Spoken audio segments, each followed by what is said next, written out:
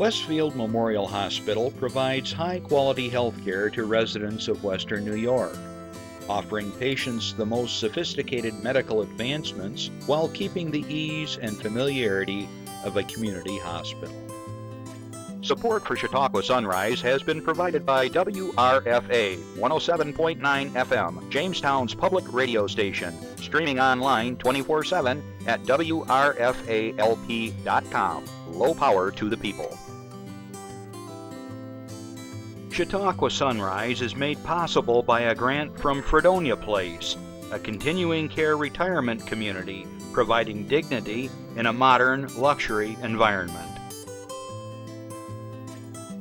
Meter's Restaurant, a family tradition for over 50 years in downtown Ripley, is a proud supporter of Chautauqua Sunrise. Meter's provides all-day dining, banquet services, and custom catering, specializing in pie. Funding for Chautauqua Sunrise is provided in part by the Chautauqua County Industrial Development Agency, with offices in Jamestown and Dunkirk, helping businesses to prosper throughout Chautauqua County. From supporting people with disabilities to enjoy great lives, to providing health care services that are available to anyone, the Resource Center has been improving our county for more than 60 years. Learn more about how the Resource Center makes a positive difference in people's lives.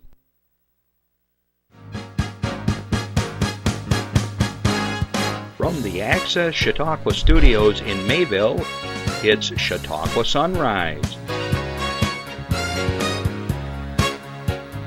Chautauqua Sunrise is hosted by Doc Hamels and supported by the award-winning volunteers at Access Chautauqua.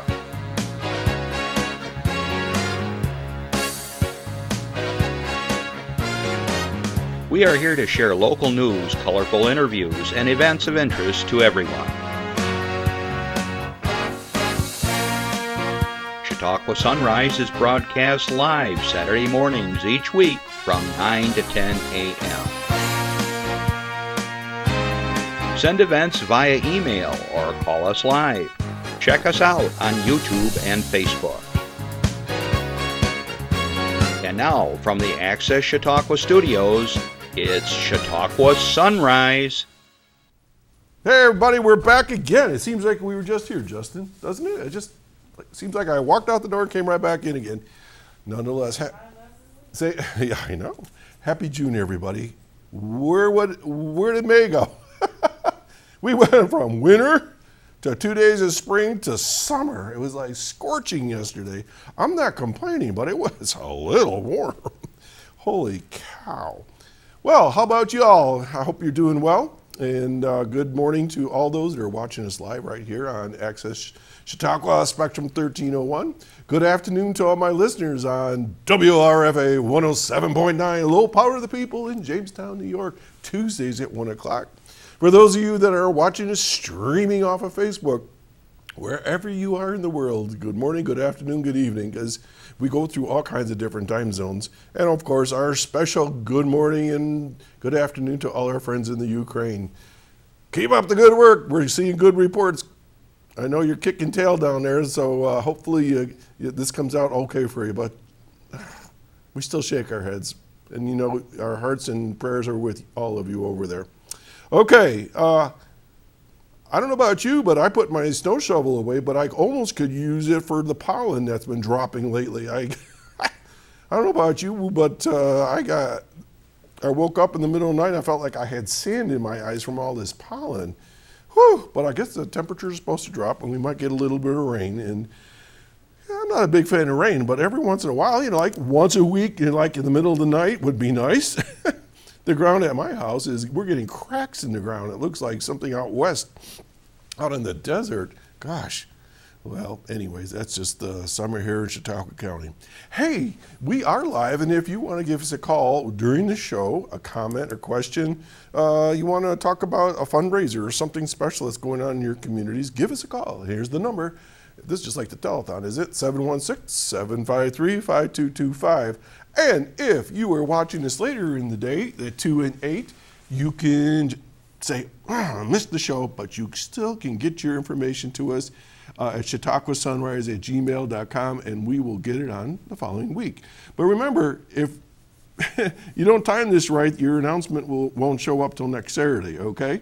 But sometimes they do put things on our community bulletin board. That's that thing that scrolls by when I'm not on the air and the rest of us here at the station. But anyways, it's all free. We're happy to share all the information that's out there and all the cool stuff that's going on in Chautauqua County. Okay, let's go to the next one. In the beginning credits, you often see a gentleman with a military hat, and he's an older fella. And I watched it today and it put a smile on my face because many of you don't know this, but that was my dad. He was my 200th guest, as I recall. And it was kind of fun interviewing my own dad. Well, he's passed. But this past week, he would have been 100 years old. We always had this plan on his 100th birthday. We were going to get tuxedos and get a limo and go out and do an expensive restaurant and all that. But he got to 94. And so he had a good life, but in case you see this show later on, that's my dad, Jack Hamels. He was really a cool guy. I miss him a lot. Okay, the saga of Rocky Raccoon and Doc Hamels at my house. You would love this one, Justin. So the other night we had these cameras, you know, that ding when, you know, security things. So I hear ding, ding, ding, ding about 11:30, and I'm looking at the camera, and the raccoon's on the porch once again, and this time, he's got my dog's bone, you know, like they chew on. He's picking it up, he's dropping it down, he's pushing it like a hockey puck. I don't know what he was doing. He tried to carry it, but it was just too big for him. But, oh my gosh. Then, a few nights later, it was about 11 o'clock, and I hear squeak, squeak, squeak, squeak, squeak. And I'm going, why is the dog playing with his toy? And then the dog comes around and look at me, and he's going, oh, it's not me. And I, well, it's not me. And I get, you know, figured out the raccoon's playing with my dog's toy. He's squeaking it outside. That was kind of freaky. He was like paranormal for a minute there. Ah! Anyways, we're having a great time. The man versus raccoon here. He's knocked out every one of my bird feeders that I was putting up for the Orioles, but I got him this time. I greased the pole.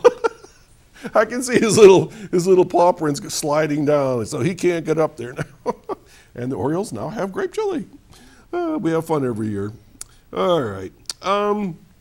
Had a pleasure to play some music last night for an art exhibition for Bill Caro over at the Lakeshore Center for the Arts. And if you haven't had a chance to visit over there, they have wonderful art exhibits every month. There's one, I think they change it up.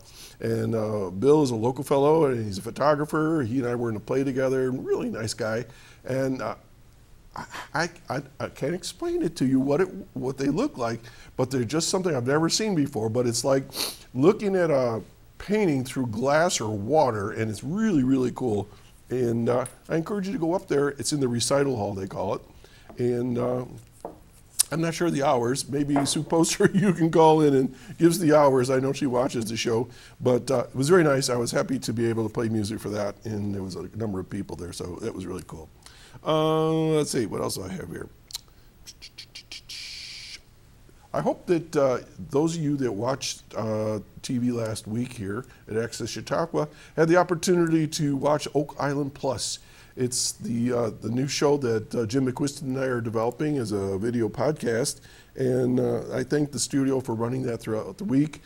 We hope to have an episode every month, so it's not going to be on every week, but it'll be on monthly, and we are in development already for, we're calling it episode 1.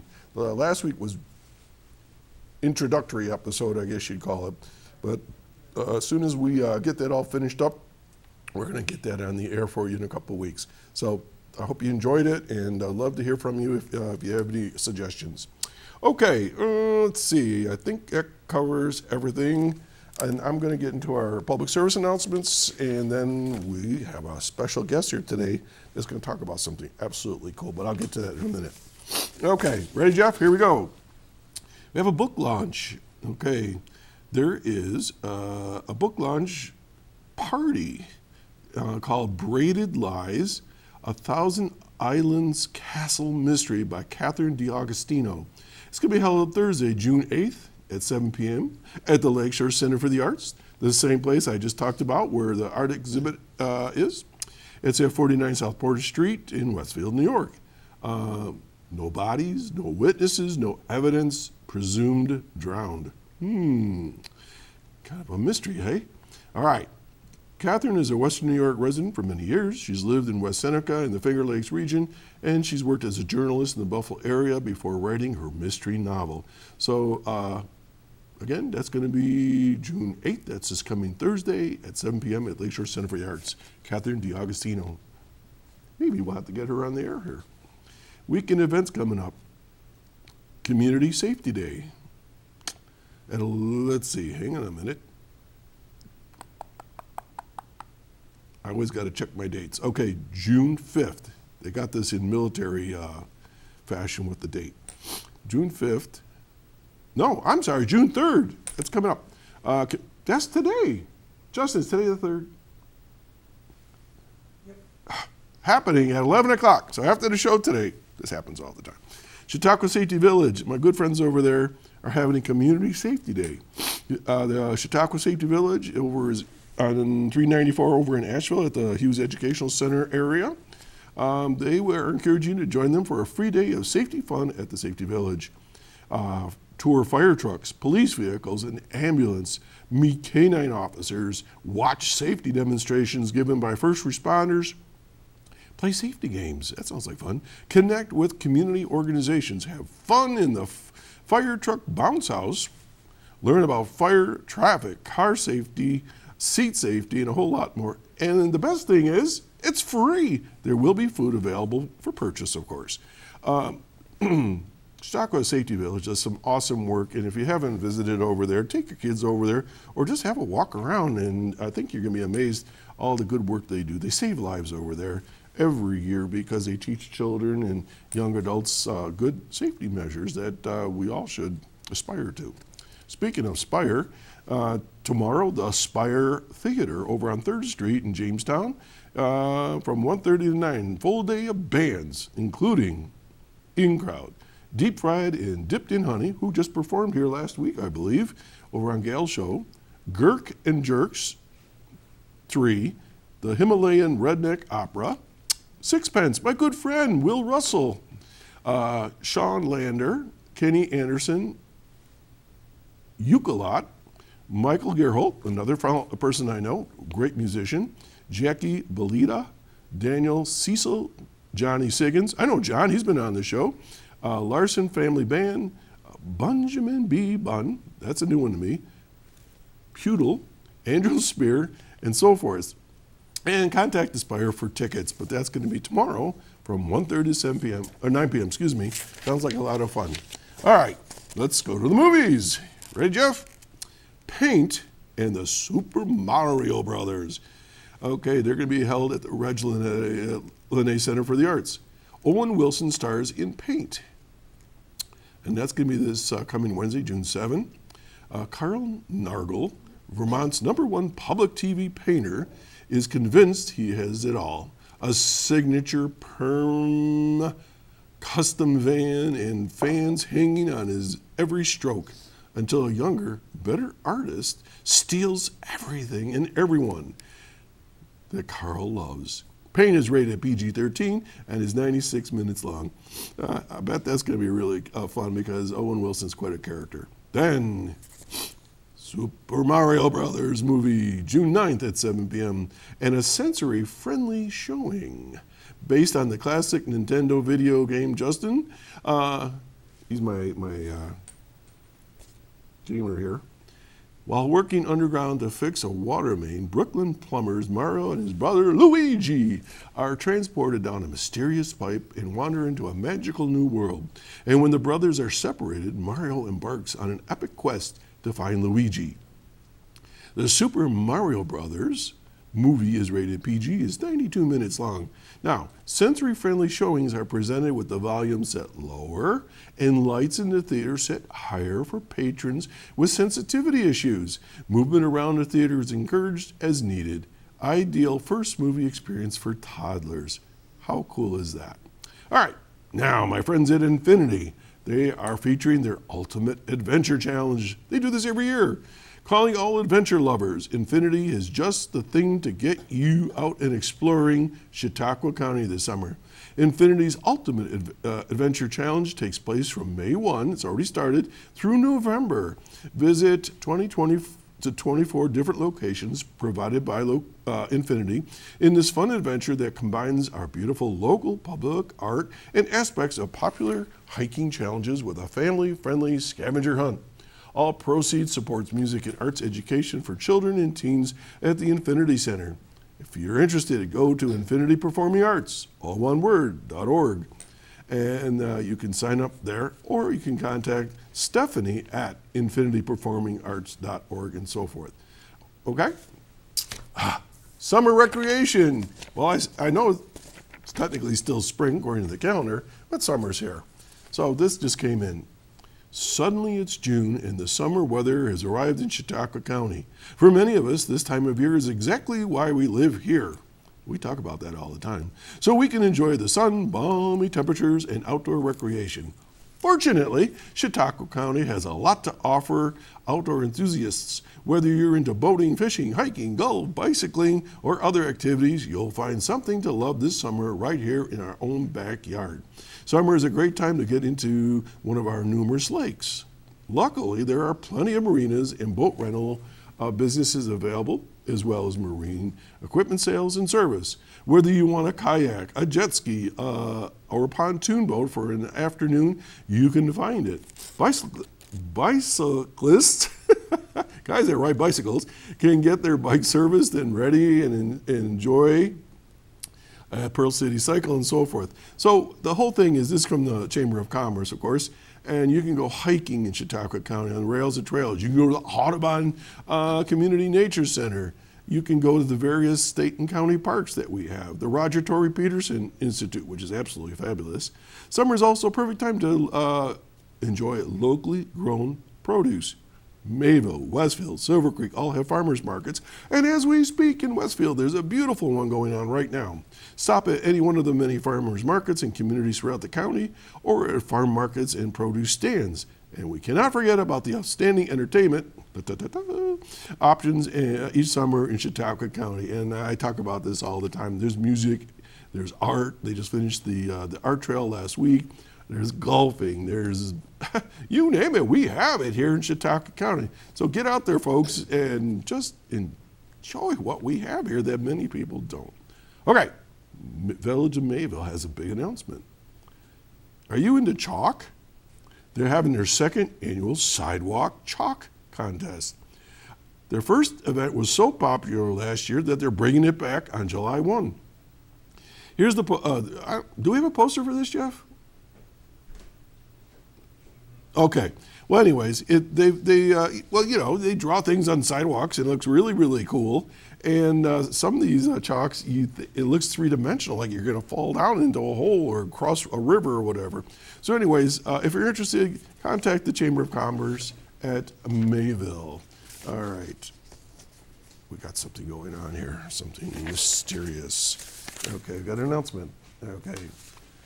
Okay. Thank you, Sue. The Lakeshore Center for the Arts Art Gallery is open 11 to 3 today on Saturday. Okay? So that's happening, and you can check with them from time to time. Go on their Facebook page for other hours. Okay. Now, I mentioned that we have a guest coming up, but before we do that, I want to tie two things together. This show today and next week are historical.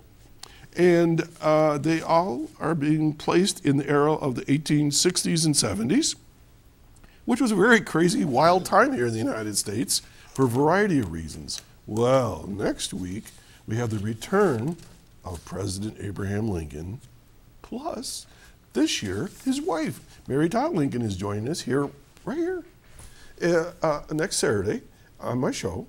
And he's going to be part of a big celebration over in Westfield. So let me just give you some of the highlights and then we're going to move on. So Abraham Lincoln's schedule will include June 9th and June 10th, and there it is on the screen. For those that are listening on the radio, I'll just give you the highlights because this is way, way, way, way, way, way cool. Okay, my nose is running here. 10:30 until noonish on, I guess that's Friday. The president and his wife will be at the Westfield Academy Center Central School. And then at 1:30 he's going to be over at the Barcelona Lighthouse.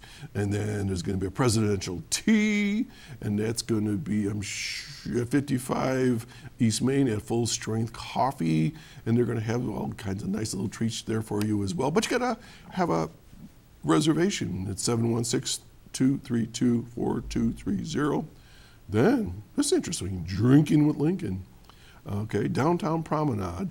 Abe and Mary will be visiting shops and restaurants from 4 to 7, and a lot of the shops will be offering drinks and treats and so forth. Okay, it's sort of like a hot toddy crawl that they do in the wintertime, but just kind of go on down and visit folks. But look for Lincoln's hat to identify participating establishments. That's big tall stovepipe hat. And then at 7:30, there's a tribute to President Lincoln. There's going to be some music and dance, center stage dance studio, and that's going to be held at 79 East Main Street upstairs. A lot of the local artists will be involved, and it's free admission, so you can check that out as well. Then Saturday, they're going to be on the show from 9 to 10 right here. And then there's from 10:30 to 2:30 is horse-drawn carriages, free of charge. They're loading up at Easton Hall over on Elm Street. Then the Lincolns will be at the Farmers and Artisans Market. Boy, he's going to be a busy guy. I hope it's not too warm for him. And then, of course, the 9th New York Cavalry Civil War Reenactors campsite will be there. A living history event in Moore Park and over by Lincoln Bedell Park where you have those statues. Okay, photo opportunity with the Lincolns. Abraham Lincoln loves to have his picture taken with you, so get down there and make some family memories. 1 o'clock, the Civil War Singers and so forth. Then, I didn't know about this one, the Best Beard Contest. If I would have known this, I wouldn't have trimmed my beard earlier this year. It's going to be over at the Blue June Blooms Flower Shop over on Main Street. Lincoln to judge, the best beard, most Lincoln-like beard, most decorated beard, longest beard, wispiest whiskers, and a whole lot more. Well, maybe I have a chance. Maybe I could color my beard or something. 12 to 4, the Station Art Gallery and Studio over there at the train station in Westfield. It's open to visitors, and they're going to be showcasing nationally known award-winning artist Catherine Brown Galbraith, featuring Painting the Faces of Chautauqua collection. And then over to the corner of 20 and 394, Abe Lincoln meets Grace Bedell. They're going to be doing something there. Also at the train station, there's going to be a little vignette there. And then from 6 to 8, Lincoln's to attend the McClure Museum Annual Gala 200th birthday celebration. So lots of stuff going on here in Chautauqua County. More information, 753-6043, 753-6043. Over and out. I'm stopping now. Take a break. Public service announcement. We'll be right back. I'm telling you, there's a great show coming up. Don't go anywhere.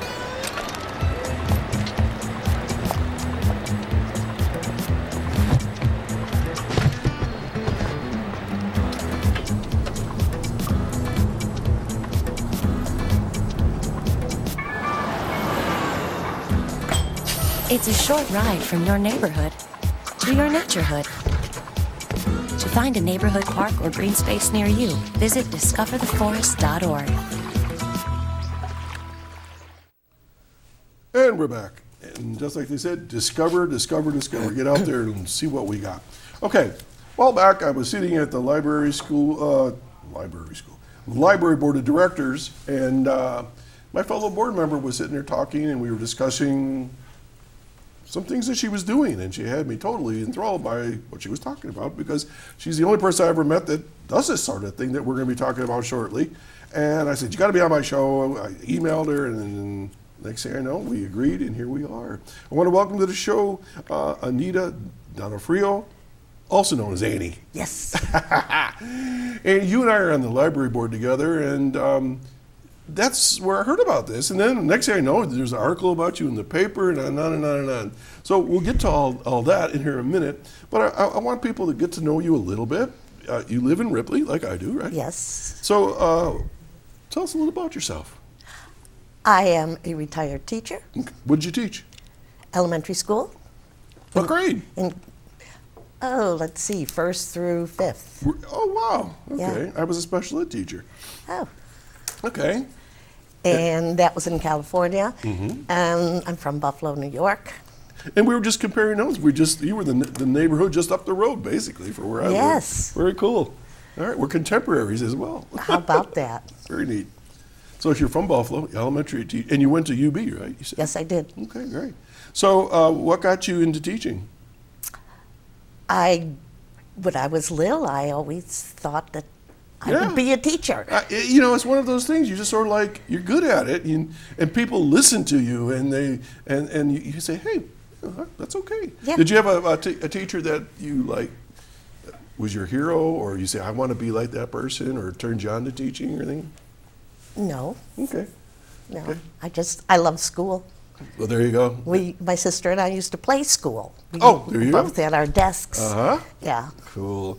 So, and now your sister lives in Ripley as well? Yes, she does. Okay. And is that why you came to Ripley, or? Yes, it is. Okay. Well, it's a great little town. All right. So, Annie, you have a penchant for history, which is very unique to me. All right. I'm the town historian, so I'm eclectic. I'm all over the place. And we shared a little bit about some other things, other projects I've done. But tell us about how you got interested in history. When I was an early reader, Mm-hmm. and there was a series of biographies back in the day. Oh my gosh, I bet I read the same ones. Go Yeah. ahead.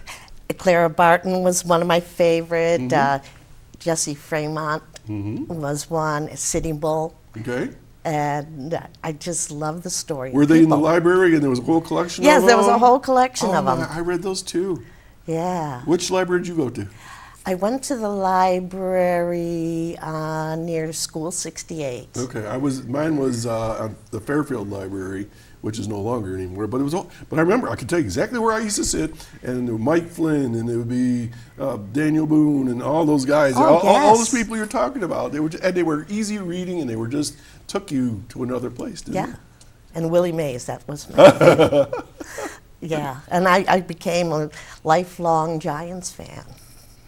So, You're kidding. San Francisco Giants.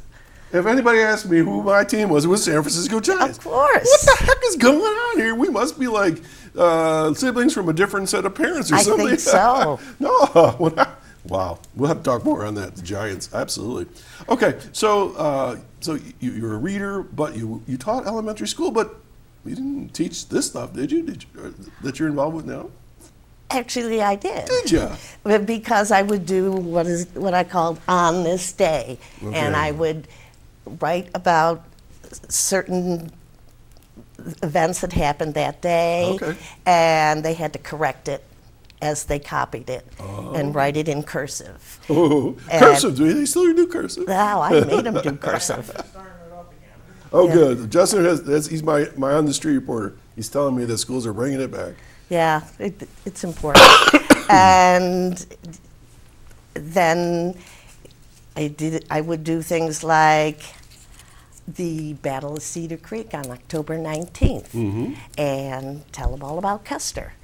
And General Custer? General Custer, General George Armstrong Custer. And I have one of my favorite pictures that I was holding up in the beginning is this one here. And this is a Taylor sketch that was on the Harper Weekly. Okay. Yes, and he was a fantastic general. He was the youngest general at the age of 23. Okay, so he was quite a young guy. Yeah. And so what was his service background? He went to West Point. He's a West Point graduate. And you finish school, you're a second lieutenant. And he graduated the year of the Civil War. Okay. And he immediately went to war. And he was with the Union. Yes, of course. Well, Robert E. Lee went to West Point, as I recall, too, and Yeah. he went the other way. Yeah. Well, Robert E. Lee was graduated first in his class, and Custer graduated last. So. Interesting story. Yeah, he liked to have fun. Okay. Yeah. All right. So Custer was in the Civil War, went to West Point, and so he must have made himself famous during Civil War, perhaps? Or? Oh, absolutely. General Sheridan said if there's any romance in war, Custer would be that. And he was the most successful with the cavalry and the Army of the Potomac. He was at Gettysburg. He was at most of the major battles in Virginia except for Fredericksburg. And he was at Antietam. And there's a picture of General McClellan shaking the hand of President Lincoln, and standing in the background is Custer. Yeah. When you the interesting term, if there was ever romance in war, what do you mean by that? I mean, romance generally means love, and war is not love. So I mean, that's sort of a contradiction in terms. Well, if you think about it, most of those boys that signed up, they were looking for glory and adventure. Okay, I see. And then they found out, then they saw the elephant, as they say. And For what it really was. For what it really was, yeah. But I mean, if you look at that picture of Custer, the Taylor picture, there he is, he's dashing, and he wears his wide-brimmed hat, he wore a red tie. Really? Yes. And was that standard issue, the red tie? Oh, no. And in fact, his boys were the red tie boys, and he wore it so that he would be, they'd always know where he was on the battlefield, and he usually led charge, whereas most generals stay behind and say, go there. He would say, come on, you Wolverines. And Wolverines? Yeah, the Wolverines from Michigan, the Michigan Cavalry Brigade. Now, was he from Michigan? Yes. Oh, I don't know anything about him. Yeah, he grew other up than, in Monroe. at the end there, Custer's Last Stand stuff. So the Wolverines, the red tie guys. Yeah. So this guy was sort of a, ladies' man, it sounded like. Yeah. He looked like a circus rider gone mad. That was the first impression of him. And when he became a brigadier general just before Gettysburg, he just almost saved, he helped to save the day. Pickett's charge, while Pickett is marching towards the copse of trees, and right behind there, General Stuart, Confederate general, was about to flank the army, and Custer and his Wolverines stopped that charge. How many people would be with Custer? I mean, are we talking like 50 people, 100, or soldiers? He had a brigade. A brigade is 3 companies. Okay. And or 3 regiments, not 3 companies, 3 regiments. So he had quite a few guys. Are we talking hundreds, thousands? I mean, No, 100, like 140-ish. Okay. So these guys were rough and tough. regiment. I mean, for 140 guys to go there and change the course of history. Yeah. It must have been rough and tough guys. Yeah, per regiment. So it was he had 6, the Michigan Cavalry Brigade, he had the 6th, the 7th, and the 1st regiments that he was in charge of. Where did you get all this information? I mean, I'm sitting here going like, you're like an encyclopedia on this. Oh. How long have you been studying him? Let's go there. How long have I been studying it? I would say since Ken Burns, when he did that. What year would that have been? That, 10, 20 years? How long ago? that Ken Burns Civil War series that was on PBS. Right. And when was that? I don't know. The 90s? Okay, so it's been 20, 30 years that you've been at this. Yeah, and from that, there was my soon-to-be friend, Brian Pahanka, Brian C. Pahanka, who wrote Summer on the Plains. Okay, now hold on to that. We'll do a little zoom in on that. Yeah. And who's this gentleman that wrote the book? Brian C. Pahanka he passed away in 2005. 2006. Oh, I can't remember. So long ago. It's okay. Yeah, he was one of the founding fathers, so to speak, of the Civil War Preservation Trust. And they, on A&E, they had every week a new series, and he was one of the talking heads on there. Oh, okay. Yeah. Okay. And so I found that the cavalry was the most, and Custer being the most charming and interesting. So you're watching this series. Yeah. You get hooked on it. Yeah. And then what would you just start picking up books and reading, or what? Yes, I started picking up books and reading. Okay. And at the end of the show, they would always say which books this was based on, Mm-hmm. and I would read that book. Oh, so you... But this one is actually from the Indian Wars. This is a book he edited.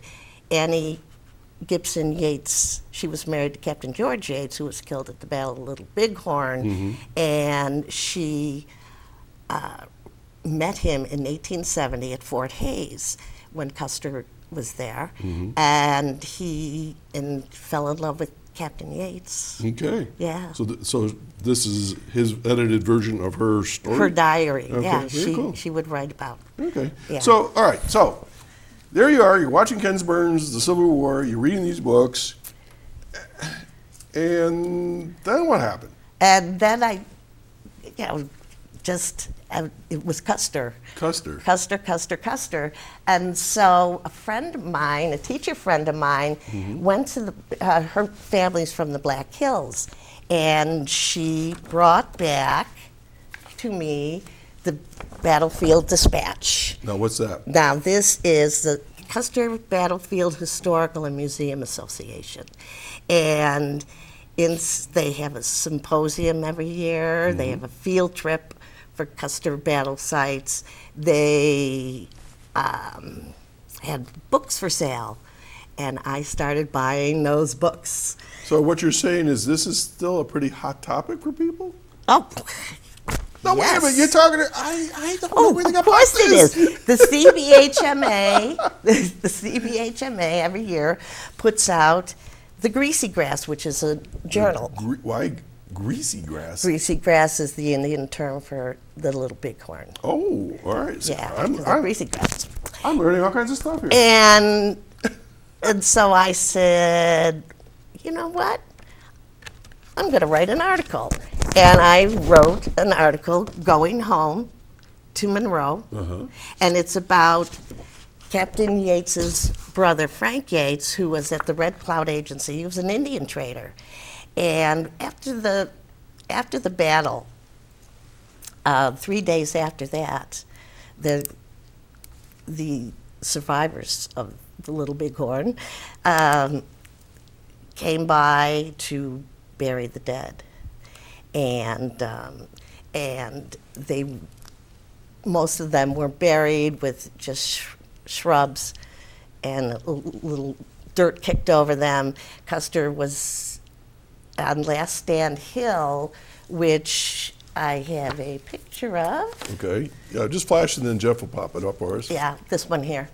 On Okay. Last Stand Hill is where Custer and his officers were killed. Okay, and that's the photo right there. And where's this? This is at Little Bighorn? This is at Little Bighorn. Okay. And the black-faced marker there is where General Custer was buried. Okay, now this is not to demean the situation, but it doesn't from this vantage point, doesn't look like a lot of people that died there. A lot of people died there? I mean, how many are we talking? We're talking almost 300 So this altogether. This is just a little corner of Yeah, it. this is there are three different sites of fighting, and Custer and 210 of his men, and the 7th Cavalry, were killed. Also, his brother Boston, who was a civilian guide, his brother Tom Custer, who was captain. Good Lord. And he had come out of the Civil War with 2 Medals of Honor. and he was quite a hero, and he died there as well. And Custer's brother-in-law. Wow, he wiped the family. He wiped the family out, and pretty much so. And this picture here. Okay, we'll get that up next. Yeah, Okay. this picture taken 1875 at the Heart River. The Heart River is near Fort Abraham Lincoln, and we see there's Custer standing in the buckskin. Right, is that right in the middle? It's kind of a light colored. Yes. Yep. He looks like Wild Bill Hickok or something. Yeah. Very dashing. And next to him is Captain Miles Keogh, who died, and below them, sitting with the black hat on, that's Libby Custer. And in front of her is Margaret Custer. Okay. And she was married to Lieutenant Calhoun, who is seated over to the left there, at the far left. His brother Fred Calhoun is over on the right with the hat, like the top hat. And Lieutenant Calhoun was killed. And below his brother, with the Dundrearys, there is Lieutenant William Weiner Cook, who was killed with Custer. Wow. Yeah, and they scalped off his Dundreary. Next, on the far right seated is Lieutenant Algernon Smith, who was killed, and the woman sitting in the middle with the fancy hat on is his wife, Nettie. And I presented at the Custer Symposium, Smithy, We Hardly Knew Ye. And it was about Lieutenant Algernon Smith and his wife, Nettie. Oh, wow. And so. Okay, so I have to dispel a myth here. I'm sitting here and you said the survivors came back 3 days and buried the dead. There were survivors. No, according to Hollywood, nobody survived. Everybody got killed, gone. That was the Custer, the battlefield site. And the battlefield is about 4 miles as crow flies. Wow. And it began with Major Reno, who stormed the village, or he was supposed to storm the village, and he lost men there. Well, let's back the story up a little bit. Okay. All right. So let's go back a little bit in time. Okay. For the setting before we get to the Little Bighorn. What was going on? I mean, why did we have cavalry? Where they were? Why were they engaging the Indians and so on? What was the backdrop to that? That's the important part. Yeah, this is the post-Civil War. All right. Which year? Which would be 65. All right, so anything after 65, the Civil War is done. Yeah. And now we're moving on to some other things. And this is the Indian Wars, basically. And so it's the United States extending its territories westward, would you say? Westward expansion? Yes, and they, at the point of this battle, which was 1876, most of the Indians were on reservations. Okay. And in 1876 or 1875 in the winter, the government ordered that all Indians must report to their agencies. And if they did not report to their agencies, they would be considered hostile and subject to being forced by battle, if it need be, to get them to go to their agencies. So forcibly removed. Yeah. Yeah. So in 1876, there was a large contingency of Sioux and Cheyenne who refused to. They wanted to live free, and so they were followers of Sitting Bull, and Sitting Bull and Crazy Horse, and also they met in the summer. They had a big sun dance, and there were Sundance being like a meeting? The Sundance is a yearly thing when the sun is highest in the, that's the new sky. to me. Yeah, the Sundance is so they were there, and Sitting Bull there's a ceremony where you put 50 porcupine needles under your skin and your chest and your arms. Who does this? Sitting Bull did this. Not everybody else? No, he did it. All right. And in the sun, and there he is, and he's bleeding and such, and he collapses eventually and has a vision. And the vision is that he sees the soldiers falling from the sky like grasshoppers. Okay. Yeah. All right. So this is a ceremony that they conduct every year, the chief? The Sundance, yeah. I have never heard that. But porcupine quills. Yeah. Okay. Yeah, all right. It's fascinating. And at Deer Medicine Rocks, which I've been to, there is actually a sketch of that Sitting Bull doing this. Yeah. All right. So he's had this vision, and so now he's emblazed with this. Yeah, he says if they come, we're going to win. Right. And they came. They came. All right, and so the military came to get these hostiles back to the reservation. Yes. All right, so let me ask a question. So, and we'll come back to this story. Okay. You mentioned their agent. So I've heard of Indian agents or reservation agents or whatever the term is. And they're called agencies. Okay, so let's talk a little bit about that, because I'm not sure people are familiar with that term. So who was an agent and what did they do, or what was the agency and what did they do? The agent was usually appointed by the government, and they, at first, with President Grant's peace policy, agents were related to religions, Quakers and Catholics and Protestants. I did not know that. And that. And eventually, an agent was related to the Army, Okay. And so the agencies, the Indians would live in their typical homes and teepees and such, and it was by tribe. Okay.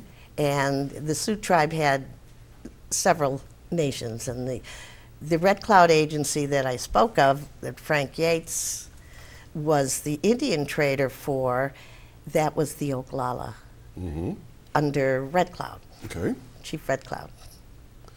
So what did the agency do? I mean, what? Obviously, there's some kind of oversight. Well, the idea of having them, like at the Fort Laramie Treaty, 1868, the Indians gave up land, and they were put on a reservation, and or agency, and they were told, they were tried to teach them to take care of themselves, to be farmers, but they weren't farmers by no, they weren't by farmers. life. No. They weren't farmers, and they supplied a monthly annuities, which is your food, your blankets, cattle, and probably coffee, seeds sugar, and tools, and all that stuff, and that was the deal. That they would. So whose idea was that they should now become farmers instead of hunter-gatherers or whatever? Well, that was part of the peace policy, and because they're heathen, and they're going to be shown the Christian way to live. All right. The Christian way to live, and to have their own plot of land that they would farm so that they could take care of themselves. Okay. That was the That idea. was the thinking of the time. Yeah, pretty. Did it work? No. I didn't think so. No. There are still reservations, of course, and they are some of the poorest areas in the country. And the ground is pretty crappy too. Yes. I don't Yes. mean to use that term, but it's pretty much it. I mean, you can't grow stuff on it, you know. But, so in these agencies, there was a head agent or something like this? Yes, there was the agent. And he must have had a lot of power. Pretty much. I mean, he's doling out supplies and stuff. I mean, Yes. so. Well, Agent McLaughlin, Sitting Bull had, after the battle, he had gone into Canada, to grandmother's country, and came back 1881, and he was first put under arrest and then taken to Standing Rock Agency, and Agent McLaughlin was the head guy, and they decided that he was a threat, and so they brought in the Indian police and to go and arrest him, and he was killed. Really? And that was 1890. Oh, boy. He was pretty old by then. He was in his 50s. Oh, all right. I thought he would have been older. Okay. Yeah, he's All right. he's in his 50s. Okay, so now let's continue with the story. So Okay. we have hostile Indians, and Sitting Bull's had this vision. Yeah. He sees the soldiers falling from the sky. Yeah. And now the military, the cavalry comes in. Yep. And they're supposed to put them back in their agency. All right, so what happens next? So they had to find the Indians. There was actually a huge army under General Terry, and he was infantry. And the 7th Cavalry was, Custer was in charge of the 7th Cavalry. So the infantry are the guys on the ground, walking with cannons and whatever, Yeah, and then the whatever. military, the cavalry, here comes the swords and the horses, right? It's a typical army situation. It's a typical army All right. situation. And Custer was supposed to be in charge of the expedition. It was the summer expedition of 1876, the Centennial Campaign, because that was the year of the centennial, the United States centennial. Okay. Yeah, and so it was the Centennial Campaign, and Custer, for long story, lost the privilege of heading the whole army. Okay. Of the expedition, Right, excuse right, me, right, I'm sure, it's okay. using some vocabulary here. And he was put back and given charge of the 7th Cavalry. He was in command of that instead of being in command of the entire All right. expedition. So let's hold that thought. Yep. He's been knocked down a point here, Yeah. and he's with the 7th, and we have a phone call. You ready? Okay. Good morning, caller. Good morning, Jack. Good morning, Annie. This is Linda Spalding. Hi, Linda. Annie, your story is so fascinating, and I love history. And I'm from Buffalo. I also took some courses, some electives at UB. There we go. We're all from the same spot, Yep. starting point, eh? It's very fascinating about the Native Americans, especially. There's a very good book about that. Braiding Sweetgrass. It's not about Custer, but it's about the Native Americans and how the Christians, quote, missionaries, what they did to the Native Americans. And the woman who wrote it is she's a biologist, and she teaches at Syracuse University, I believe.